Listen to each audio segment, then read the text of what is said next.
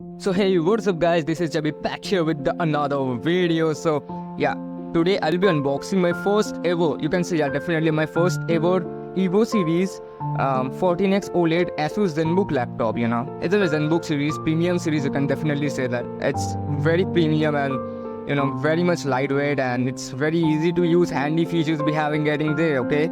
I had already a HP notebook series laptop, but it was quite decent. I don't like that performance that much because it has the U series processor. You can definitely understand the performance speed and all, and everything. I don't have the SSD in it, so yeah. So it has everything what I wanted, and yeah, it's wow.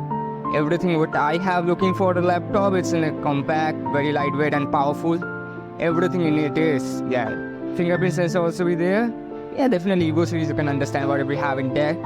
And yeah, so I like the most the display. It's OLED display, amazing. Just